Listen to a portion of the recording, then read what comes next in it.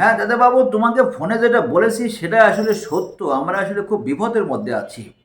আগে বাংলাদেশের মানুষ যখন এই কলকাতা শহরে আসতো, তখন আমাদের এই কলকাতা শহরে অনেক ব্যবসা বাণিজ্য হতো।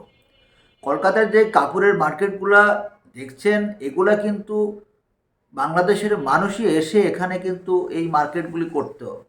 এবং এই বাংলাদেশের মানুষ থাকতো বিধায় আমাদের যে হোটেলগুলা, রেস্টুরেন্টগুলা, বাসাবাড়িগুলা, এই সব কিছু কিন্তু আমাদের ভালো চলতো।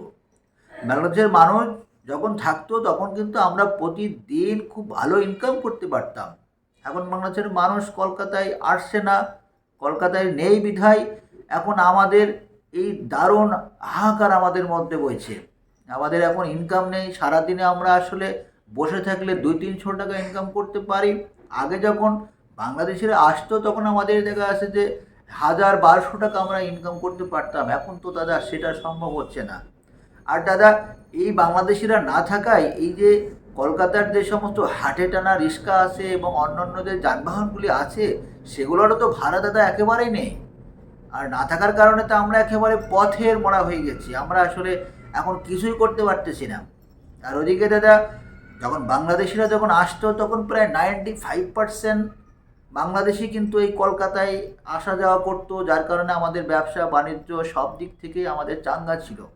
আর এখন তো খুব বেশি হলে 5 থেকে 6% মানুষ এই কলকাতাতে এখন আসছে।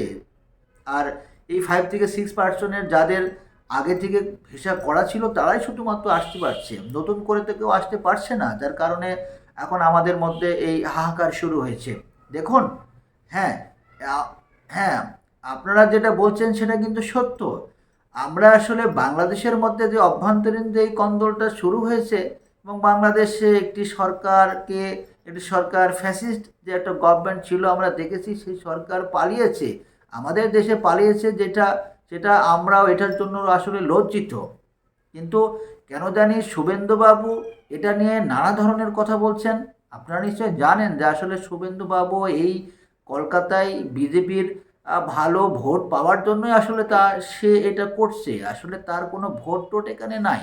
কিন্তু সে এবার চাচ্ছে বাংলাদেশকে ইস্যু করে যাতে একটা ঝামেলা তৈরি করে যাতে তার ভোট বাক্স যাতে একটু বড় করতে পারে, সেজন্যই সে এই কাজগুলি করছে। কিন্তু সত্যিটা আসলে কি? সত্যিটা তো বাংলাদেশে এই ধরনের কোনো ঘটনা ঘটেনি যেটা আমরা আসলে দেখছি। আমরা তো আরও অনেক টিভি দেখছি, কলকাতা আরও অনেক টিভি আছে, সেটা আমরা দেখছি। সেখানেও আমাদের অনেক মানুষজন আছে, আমরা তাদের সাথে কন্টিনিউয়াসলি ফোনে কথা বলছি। হ্যাঁ, তারা ভালো আছে। শুধুমাত্র শুভেন্দুবাবু তার রাজনৈতিক ফায়দা লোটার জন্যই সে কাজগুলি করছে।